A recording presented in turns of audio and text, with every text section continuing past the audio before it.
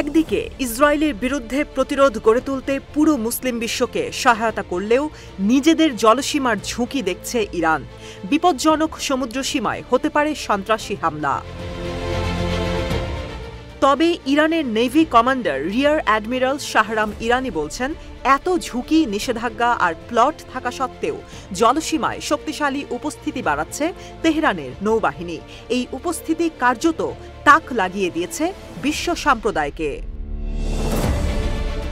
Shahram ইরানি জানান, এখন যদি এত নিষেধাজ্ঞার পরও এমনভাবে নিজেদের প্রমাণ করা যায় যে ইরান আর এই দেশের মানুষকে কোণঠাসা করা এত সহজ নয়, সেটাই হবে ঘড়ির কাঁটার সঙ্গে পাল্লা দিয়ে তেহরানের এগিয়ে যাওয়া, দেশের সব ধরনের সক্ষমতা প্রতিষ্ঠা করা।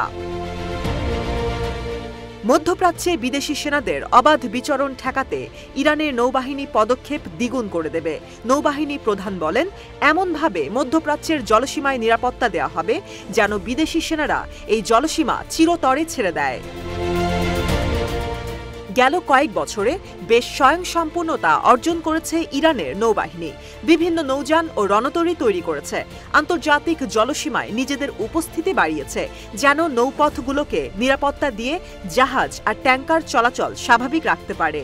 ইরানের নেভি অনেক দেশের সঙ্গে যৌথভাবে নৌ মহড়াতেও অংশ নিয়েছে, এর মধ্যে রয়েছে চীন, রাশিয়া ও পাকিস্তান। জলসীমায় দস্যুতা আর সন্ত্রাসী হামলা ঠেকাতে বিভিন্ন অপারেশনে অংশ নিয়েছে। আন্তর্জাতিক জলসীমায় অবাধ বাণিজ্য পরিচালনায় সব ধরনের সহযোগিতা করছে তেহরান।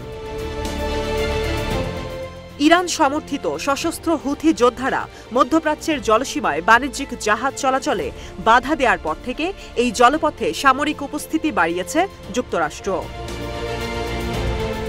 বর্তমানে মধ্যপ্রাচ্যের জলসীমায় ৮টি এমন নৌঘাঁটি রয়েছে যেগুলোকে স্থায়ী ধরা হয়। এর মধ্যে রয়েছে ইসরায়েল, ইরাক, সিরিয়ার নৌসীমান্ত।